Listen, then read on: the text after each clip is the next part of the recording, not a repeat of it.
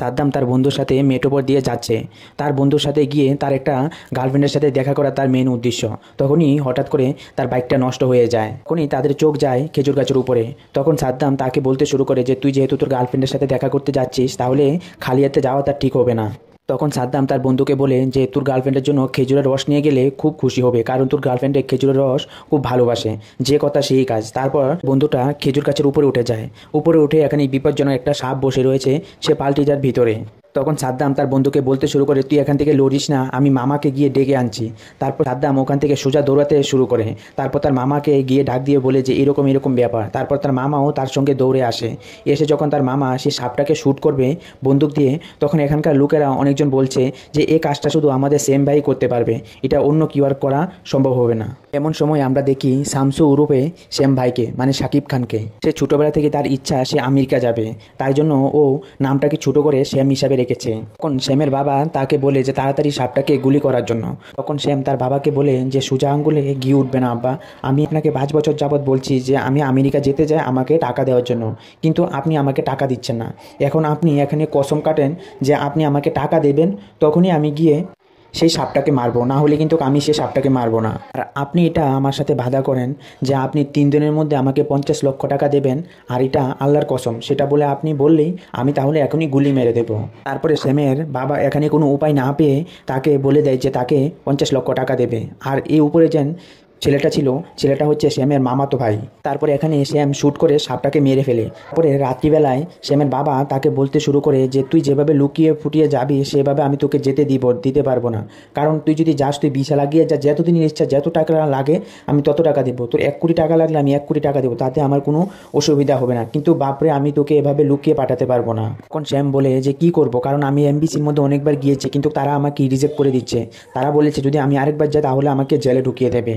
তখন শ্যামের বাবা আবার এটাও বলে যদি তুই এখান থেকে চলে যেতে চাস তাহলে তুই চলে যেতে পারিস, কোনো অসুবিধা নেই, কিন্তু আমার যে জায়গা সম্পত্তি যা কিছু আছে তাহলে তুই কোনো কিছুই হাকদার হতে পারবি না। তখনই শ্যাম বলে ওঠে যে আপনি আমাকে জায়গা সম্পত্তির লোভ দেখাবেন না, আমি এসব নিয়ে কোনো কিছু চিন্তা ভাবনা করি না, আমি সম্পর্ককে আমি সব কিছু ছাড়তে রাজি আছি, কিন্তু আমার আমেরিকা যেতেই হবে।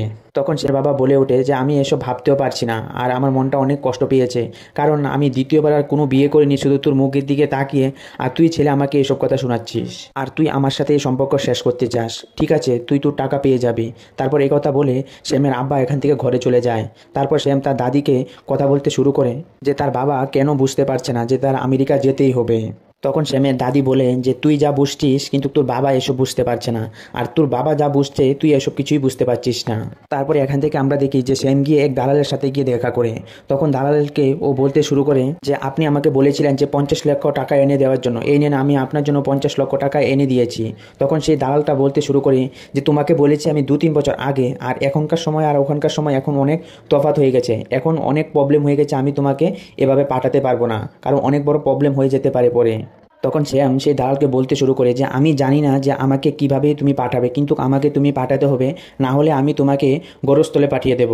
তখন সেই দালালটা বলে যে আমার কাছে একটা শুধু ব্যবস্থা আছে, কারণ আমার একটা বেয়াই সে আমেরিকার মধ্যে আছে, তাহলে তাকে দিয়ে আমি কিছু একটা করাতে পারি। তার নাম হচ্ছে মুকুল খান, কিন্তু সে আমেরিকা গিয়ে তার নাম পাল্টিয়ে রেখেছে সিগন্যাল। তখন বলে যে আমেরিকার মধ্যে একটা মেয়ে আছে, সে মেয়েটাকে যদি তুমি বিয়ে করতে চাও, বিয়ে করে গিয়ে ওখানে তুমি থাকতে পারবে, তারপরেই তুমি এখান থেকে যেতে পারবে। তার জন্য তোমাকে $40,000 দিতে হবে সেই মেয়েটাকে। তো মেয়েটাকে তুমি $40,000 দিলে সে মেয়েটা তোমাকে বিয়ে করবে কাগজপত্রের মধ্যে, কিন্তু এমনি তোমাদের কোনো বিয়ে শাদী হবে না। কাগজপত্র দিয়ে বিয়ে করলে সে মেয়েটা গিয়ে আমেরিকার মধ্যে সে প্রস্তাব দিলে তখনই তুমি আমেরিকার মধ্যে যেতে পারবে। তখন সেই দালালটা এটাও বলে যে তুমি আমেরিকা যাওয়ার জন্য সেই একটা রাস্তায় আছে, আর না হলে কোনো উপায় নাই। তারপরে এখানে শ্যামও রাজি হয়ে যায়, কারণ তার কাছেও কোনো আর রাস্তা ছিল না। তারপরে মকবুল তার যে বেআইন আছে আমেরিকার মধ্যে, সেই বেআইনের সাথে তাকে পরিচয় করিয়ে দেয়। তারপর দুজনের মধ্যে কথাবার্তা কনফার্ম হয়ে যায় যে তারা সে মেয়েটাকে আনবে, আর মেয়েটার কতটুকু খরচা হবে সব কিছু এখানে শ্যাম দেখতে হবে। সে সিগন্যাল যেন আমেরিকা থাকে, সে আবার এটাও বলতে শুরু করে যে আগে অ্যাডভান্স টাকা দিতে হবে, তারপর তাদের মধ্যে 7 দিনের মধ্যে তাদের বিয়ের সব কিছু এখানে ওকে নিয়ে বাংলাদেশ চলে আসবে, সে আমেরিকা মেয়েটাকে নিয়ে। তারপর বাংলাদেশ আসার পর তাদের মধ্যে বিয়ে শাদী করিয়ে নেবে। আর যদি এখানে স্যামের যদি টাকা মারা যায় তাহলে এখানে সিগন্যাল ভাই আছে, তে সব দেখে নেবে। তারপরে আমরা দেখি যে সিগন্যাল আর জুলি বাংলাদেশের মধ্যে আসে, আসার পর স্যাম আর জুলির মধ্যে তাদের বিয়ে করিয়ে দেয়। তারপরে তাদের সুন্দর কিছু মুহূর্তের ছবি তোলা হয় যাতে প্রমাণ রাখার জন্য যে তাদের দুজনের মধ্যে বিয়ে হয়েছে। তারপরে জুলি আবার আমেরিকা ফিরে যায়। তারপরে এখানে বেশ কিছুদিন দিন কেটে যাচ্ছে আর স্যাম এখানে বসে দিন গুনতে শুরু করে। তখনই আমরা বরবাদ হয়েছে যে গানটা, সেই গানটা শুনতে পাই। তো তারপরে দীর্ঘ 6 মাস পর আমেরিকার এমবিসি থেকে তার জন্য একটা চিঠি এসেছে আর স্যাম এখানে অনেক খুশি হয়ে যায়। তখন তার দাদিকে নিয়ে এখানে ও নাচতে শুরু করে। তারপরে তিনি স্যাম রওনা দেবে আমেরিকা যাওয়ার জন্য। তখন তার দাদি অনেক কান্না করতে শুরু করে। তখন স্যামের দাদি আবার বলে, হতে পারে এটাই আমাদের শেষ দেখা। তখন স্যাম বলে যে দাদি তুমি এসব কথা বলতে পারো না। তখন তার দাদি এটাও বলে যে আমার ছেলে মানে স্যামের বাবা যদি কোনো খারাপ কাজ করে থাকে স্যামের সঙ্গে তাহলে তার বাবাকে ক্ষমা করে দেওয়ার জন্য। দাদি স্যামকে বলে যে কোনো কথা না বলেই তুই গিয়ে আগে তোর বাবার কাছ থেকে বিদায় নিয়ে আস। যখনই স্যাম তার বাবার কাছে গিয়ে আশীর্বাদ নিতে যাবে তখন স্যামের বাবা তাকে বলতে শুরু করে যে একবার যদি আমি কোনো ঘরের দরজা বন্ধ করি তাহলে যে মানুষটার জন্য দরজা সবসময় খোলা থাকে তার জন্য দরজা বন্ধ হয়ে যায়। তখন স্যাম বলে যে যখনই আমি বাজারে এখানে ওখানে যেতাম সবসময় আপনার হাত ধরেই যেতাম। ঠিক আছে, আপনি এখন আমাকে আশীর্বাদ করতে পারছেন না কিন্তু আমাকে দোয়া করবেন যাতে আমি সবসময় ঠিক মতনই থাকি। স্যাম তার মামাতো ভাইয়ের সঙ্গে এসে দেখা করে। তখন তার মামাতো ভাইকে তার যে বাইক আছে বাইকের চাবিটা ওকে দেয়। তখন তার মামাতো ভাই তাকে বলতে শুরু করে যে ভাইয়া আপনাকে আমি সবসময় ভাই হিসেবে দেখেছি, যে আপনি যেন ওই দিন আমার সঙ্গে যেন এই ব্যবহারটা করেছেন হয়নি, কারণ মামাকে আপনি এভাবে টাকা নিয়েছেন মামার থেকে। তখন স্যাম বলে যে এসবের জন্য তুই কোনো কথা বলিস না, কারণ সব কিছু আমার প্ল্যানই ছিল। আমি তোকে খুব ভালোবাসি, তুই যেন আমার মামাতো ভাই সেটাও আমি খুব ভালোভাবে জানি, আর তুই আমার জন্য কত কি করতে পারিস সেটাও আমি জানি, আর এগুলি আমাদের দুজনের প্ল্যান ছিল। তখন স্যাম তার মামাতো ভাইকে এটাও বলে যে তুই বাবা দেখ রাখিস, আমি বেশি দিন লাগবে না, আমি আবার ফিরে চলে আসব। তারপরে স্যাম এখান থেকে চলে আসে তার বাড়ি ছেড়ে। তারপরে সিন এখান থেকে আমেরিকা চলে যায়। যে সিগন্যাল যেন ছেলেটা ছিল সে তাকে নিয়ে স্যামকে নিয়ে সে তার বাসার দিকে নিয়ে যাচ্ছে। তখন সিগন্যাল স্যামকে বলতে শুরু করে যে কিছুদিনের মধ্যে তাকে একটা কাজ খুঁজে বের করে দেবে, কিন্তু স্যাম এখানে রাজি হচ্ছিল না কোনো কাজ করার জন্য। স্যাম বলছে যে জুলির রুম কোথায় আছে, আমাকে সেই জুলির রুমে নিয়ে ছেড়ে দিয়ে আসো। তারপরে সিগন্যাল এইসব কথা শুনে স্যামকে যেন জুলির বাড়ির সামনে নেমে দেয়। তখন স্যাম যখন জুলির বাড়ির ভিতরে ঢুকবে তখনই বাইরে বাড়ির যে মালিক আছে মালিকের সঙ্গে তার দেখা হয়। তখন স্যাম এখানে জানতে পারে যে তার বাসার যে মালিকটা আছে মালিকটাও বাংলাদেশি। তখন স্যাম এখানে অনেক খুশি হয়, কিন্তু সেই বাড়ির মালিকটা তাকে অনেক কথা শোনাতে শুরু করে যে বাইরে থেকে এসেছেন যেহেতু সে ঘরে এসে উঠছে কেন, কোনো হোটেল বা কোনো কিছুতে ভাড়া করে থাকতে পারেন না, দেশটা যেমন সেই মানুষগুলিও দেশে সেই রকমই। তারপরে স্যাম যখন ও বাড়ির দিকে গিয়ে ঘন্টা বাজাতে শুরু করে তখন জুলি দরজা খুলে ও একদমই এখানে খুশি হয় না। তখন জুলি স্যামকে বলতে শুরু করে যে সে এখানে কেন এসেছে। তখন স্যাম বলে যে আমি তো এখানকার কিছু জিনিসই চিনি না, কারণ আমি আমেরিকাতে নতুন এসেছি। তখন জুলি বলে যে আমি তোমাকে এখনও পর্যন্ত ঠিক করে চিনিও না, কারণ শুধু আমাদের কন্ট্রাক্টে কিছু সাইন সিগনেচার হয়েছে এসবই কিছু, তুমি শুধু আসার জন্য আমার কিছু টাকার প্রয়োজন ছিল তাই জন্য আমাদের মধ্যে এরকম কন্ট্রাক্টটা হয়েছে, আর আমি তোমাকে এখানে রাখতে পারবো না, এসব বলে জুলি দরজাটা লাগিয়ে দেয়। তারপরে স্যাম বাড়ির বাইরে এসে ও বসে থাকে। তখন জুলি এসে আবার তাকে বলে যে এখান থেকে চলে যাওয়ার জন্য, কারণ স্যাম এখানে ঠান্ডা অনেক কাঁপছিল। তখন স্যাম বলে যে আমি তো বাইরের কোনো কিছুই চিনি না, কারণ এটাও বলে যে আমি যেন কন্ট্রাক্টটা ধরে এসেছি সেই কন্ট্রাক্টরও আমার টাকা খেয়ে পালিয়ে গেছে। তারপর জুলি এসব কথা শুনে তাকে বলে যে এক রাত্রির জন্য সে যেন এখানে থাকে, তারপরের দিন যাতে ও এখান থেকে চলে যায়। তারপরে স্যাম গিয়ে পুরো আমেরিকা ঘুরতে শুরু করে। তখন স্যামের হঠাৎ করে একটা চোখ পড়ে একটা ছোটো বাচ্চা আর একটা তার মার উপর। তখন সে ভাবতে শুরু করে যে ছোটোবেলায় স্যামের সাথে স্যামের মার সম্পর্ক কীরকম ছিল। তারপরের দিন আমরা দেখি যে স্যাম সকালবেলা ঘুমিয়ে আছে, তখনই বাড়িওয়ালা সে জুলির সঙ্গে এসে ঝগড়া করছে যে বাড়ি ভাড়া দেওয়ার জন্য, কিন্তু জুলির কাছে কোনো টাকা পয়সা ছিল না। তারপর স্যাম এসে উঠে সে বাড়িওয়ালাকে ও টাকা দিয়ে দেয়, অ্যাডভান্স আরও 1 মাসে টাকা দিয়ে দেয় ওকে। তখনই জুলি স্যামকে বলে যে সে যেন এখান থেকে চলে যায়, আর 7 দিন পর এসে সে যেন বাড়ি ভাড়ার টাকা সে নিয়ে যাওয়ার জন্য। তখন স্যাম বলে যে তার কাছে আর কোনো টাকা পয়সা নেই, তাই সে এখানেই থাকবে। তারপর ওই দিন রাত্রেবেলায় সিগন্যাল আর শ্যাম ওরা রাস্তা দিয়ে হাঁটছে। তখন স্যাম সিগন্যালকে বলছে যে খালিজা বেগম নামে কাউকে চিনি কিনা। তখন সিগন্যাল বলে যে এই দেশের মধ্যে অনেক কোটি কোটি মানুষ আছে, সেই কোটি কোটি মানুষের মধ্যে এই 2-3 জন মানুষকে আপনি খুঁজে বের করানো অনেক কষ্ট ব্যাপার, আর খালিজা বেগম কোথায় আছে কি করছে আপনি কিভাবে বুঝবেন। তখন স্যাম বলে যে মন থেকে খুঁজলে সব কিছুই সম্ভব। তারপরে আমরা দেখি যে স্যাম আর জুলি ওরা বসে নাস্তা করছে। তখনই জুলির বাড়ির মধ্যে খালেদ নামে একটা ছেলে আসে। তখন জুলিকে ওকে 3 দিনের সময় দেয় যে ও টাকা ফিরে দেওয়ার জন্য। তখন স্যাম তাকে জিজ্ঞাসা করে যে এই খালিদ নামে ছেলেটা কে। তখন এসব কথা শুনে জুলি অনেক রেগে যায়। আর স্যামকে বলে এখান থেকে সে চলে যাওয়ার জন্য। তারপর স্যাম একটা শপের মধ্যে যায়, শপের মধ্যে গিয়ে দেখে যে বাড়িওয়ালা লোকটা আছে, সেই লোকটা স্যামকে দেখে বাঙালি আর বাংলাদেশ নিয়ে অনেক রকমের উল্টাপাল্টা কথা বলতে শুরু করে। তখন সেখানে স্যাম অনেক রাগ হয়ে গেছে তার। তখন সেই লোকটাকে সে বলতে শুরু করে যে বাংলাদেশ নিয়ে আর যেন কোনো উল্টাপাল্টা কথা না বলে, তাহলে সে যেন বয়স্কর, সে কিন্তু এই কথা ভাববে না, স্যাম তাকে মারবে। তারপরে স্যাম যখন এইসব কথা বলে সে চলে যাচ্ছিল, তখন সে ভাড়াটিয়া লোকটা বলে যে তুমি এসেছিলে কেন, সে খালেজা বেগমের খোঁজ নেওয়ার জন্য এসেছিলে? তখন স্যাম এখানে অনেক খুশি হয়ে যায়। সে ভেবেছে যে সে বাড়িওয়ালা লোকটা নাকি খালেজা বেগমকে চিনে। তখন সে খালেজা বেগমের কথা জিজ্ঞাসা করে যে বাড়িওয়ালা লোকটার কাছে। তখন বাড়িওয়ালা লোকটা বলে যে আমি জানবো না, কারণ তুমি যেভাবে এখানে এসে সবাইকে জিজ্ঞাসাবাদ করতে শুরু করেছো, তাই জন্য এখানে আমি জানি যে তুমি কাকে খুঁজতে এসেছো। পরে স্যাম বাসায় গিয়ে দেখে যে খালেদ যে ছেলেটা আসে সে এসে জুলিকে শাসাচ্ছে। তখন স্যাম যখন তাকে গিয়ে বাধা দেয়, তখন জুলি তাকে বলে যে সে ঘর থেকে বাইরে বেরিয়ে যাওয়ার জন্য। পরে স্যাম সে বাড়ি থেকে বাইরে বেরিয়ে চলে আসে। তারপরে স্যাম বাইরে বেরিয়ে এসে সে রাস্তা দিয়ে হাঁটতে শুরু করে। তখন সেখানে একজন বয়স্ক মহিলাকে দেখে, তখন ওকে গিয়ে জিজ্ঞাসা করে সে কি খাদিজা বেগম নাকি। তখন সেই মহিলাটা বলে ওঠে যে তুমি যাকে খুঁজছো আমি সে না। তখন তাদের মধ্যে অনেকক্ষণ ঝগড়াঝাটি হয়ে যায়। তখন সেখানে পুলিশ এসে এখানে স্যামকে পুলিশ থানায় নিয়ে যায়। তারপর সিগন্যাল গিয়ে স্যামকে ছাড়িয়ে আনে। তখন স্যাম সিগন্যালকে বলতে শুরু করে যে আমার যে তুমি মেয়েটার সাথে বিয়ে দিয়েছো সেই মেয়েটা ভালো না, সেই মেয়েটা খারাপ। তখন এখানে সিগন্যাল সেই মেয়েটার পুরো জীবন কাহিনী বলতে শুরু করে যে তার বাড়িতে যে ছেলেটা আসে তার বয়ফ্রেন্ড আগের, তাদের মধ্যে অনেক ঝগড়াঝাটি হচ্ছে এখন তাই, কারণ তাদের মধ্যে আগে অনেক ভালোবাসা ছিল।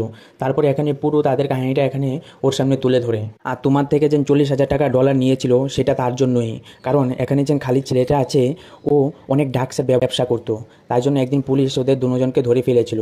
ওখান থেকে বাঁচার জন্যই $40,000 নিয়েছে, তাই জন্য ও এই পথে এসেছে, না হলে ও মেয়েটা ভালো এসব পথে ও আসতো না। তারপরে স্যাম এসব কথা শুনে জুলিকে নিয়ে একটা ক্লাবের মধ্যে যায়। তখন সেখানে গিয়ে দেখে খালেদকে গিয়ে এখানে মারধর করে স্যাম।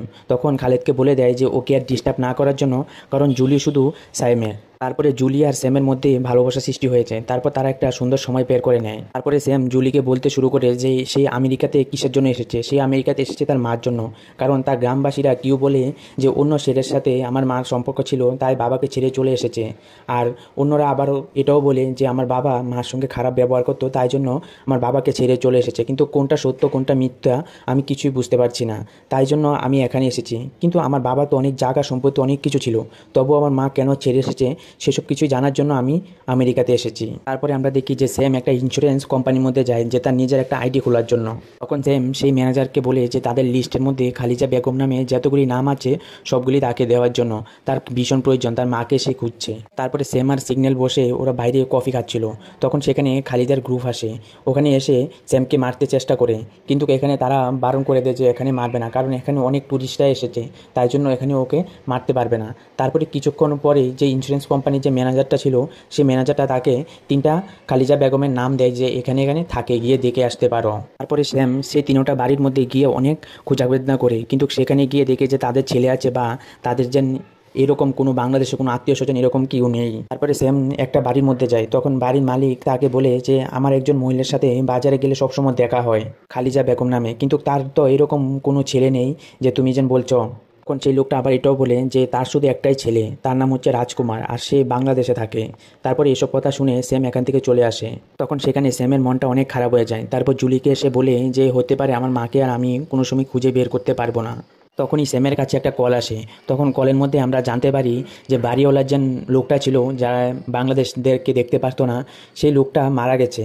আর সেই লোকটা বলে গেছে যে স্যামকে ছাড়া ওকে যেন কবর যাতে কেউ না দেয়। তখন সেন তাড়াতাড়ি করে সেই মালিকটার বাড়ির মধ্যে যায়। তখন গিয়ে শুনে যে তার যে জায়গা সম্পত্তি আছে সব কিছু স্যামের নামে লিখে দিয়ে গেছে ও, আর এখানে স্যামের জন্য একটা চিঠি অবধি ছেড়ে গেছে। সেই চিঠিটার মধ্যে লিখে গিয়েছিল যে তিনি একজন মুক্তিযোদ্ধা ছিল, অনেক ঝামেলা অনেক কিছুর মধ্যে তার আর বিয়ে শাদী করা হয়নি, তাই এই দেশ ছেড়ে ও আর যেতেও পারিনি। আমি অনেকবার ভেবেছি যে আমার দেশের মধ্যে আমি ফিরে যাব, যখন কিছু টাকা পয়সা হবে তারপর আমি আমার দেশে চলে যাব, কিন্তু টাকা পয়সা কামাই হওয়ার পর তখন রোগ টুক অনেক কিছু ধরতে শুরু হলো, কিন্তু বাংলাদেশে তো এরকম কোনো সুযোগ সুবিধা নেই, তাই জন্য আমি আর যেতে পারিনি। কিন্তু তোমার কাছে এটাই আমার আবেদন, যাতে আমাকে নিয়ে বাংলাদেশে যে কোনো জায়গার মধ্যে গিয়ে তুমি আমাকে কবর দিয়ে দেবে, সেটাই আমার একটা মনের ইচ্ছা। আর আমি এটাও জানি যে এই কাজ তুমি ছাড়া আর কেউ করতে পারবে না। তারপরে শামসুল কবিরকে নিয়ে দেশে আসে।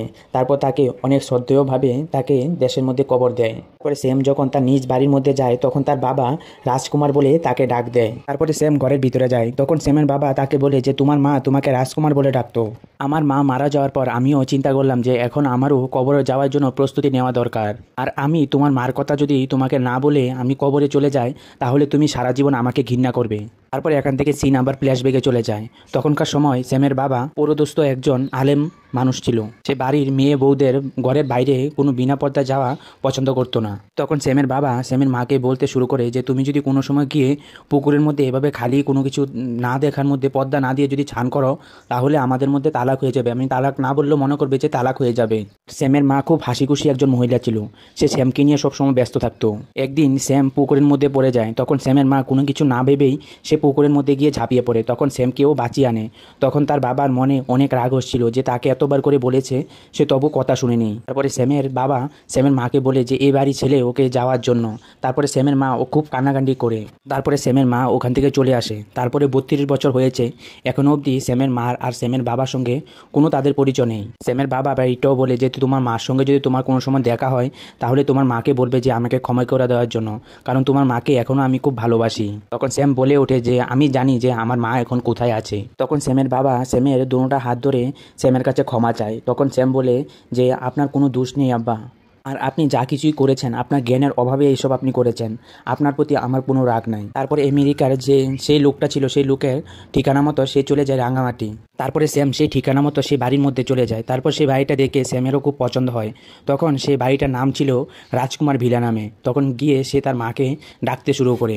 শ্যামের মা ভিতরে বসে কোরআন পড়ছিল। তখন হঠাৎ করে সে কোরআন পড়া বন্ধ করে দেয়। সে জিজ্ঞাসা করে যে বাইরে কে দাঁড়িয়ে আছে।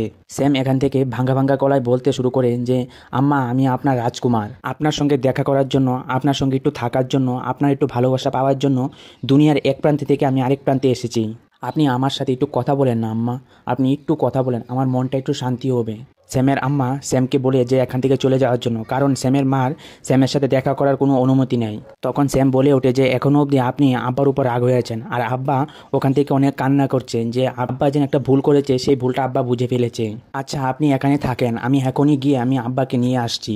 তারপরে শ্যাম যখন উপর থেকে নিচে এসেছে তখন সেখানে খালেদ চলে আসে। খালেদ এসে শ্যামকে গুলি করতে শুরু করে, অনেকক্ষণ ওকে গুলি করতে থাকে। এখানেই থেমে যাচ্ছিল শ্যামের জীবন। তখনই শ্যামের মা দৌড়ে ঘর থেকে বাইরে চলে আসে, কিন্তু ততক্ষণে শ্যাম চোখে চোখে ঝাপসা দেখতে শুরু করেছে। তখন শ্যাম একটু চাচ্ছিল যে তার মাকে একটু ধরার জন্য, তার মার হাতটা ধরার জন্য। যখন শ্যামের মা তার কাছে এসে বসে তখন শ্যাম আর চোখে দেখতে পাচ্ছিল না, কারণ শ্যাম মারা গেছে ওখানেই। শ্যামের চোখ খোলা আছে তো কী হবে, কিন্তু শ্যাম আর চোখে দেখতে পাচ্ছিল না, কারণ সে দুনিয়া ছেড়ে চলে গেছে। আর পুরো ছবিটার কাহিনী এখানেই পুরো শেষ হয়ে যায়। আর আপনাদের যদি এরকম কাহিনী আরও ভালো লেগে থাকে তাহলে সেটা কমেন্ট করে জানিয়ে দেবেন। তো আজকের জন্য ভাই, আর যদি ভিডিওটা ভালো লেগে থাকে তাহলে অন্যদের সাথেও শেয়ার করতে পারেন।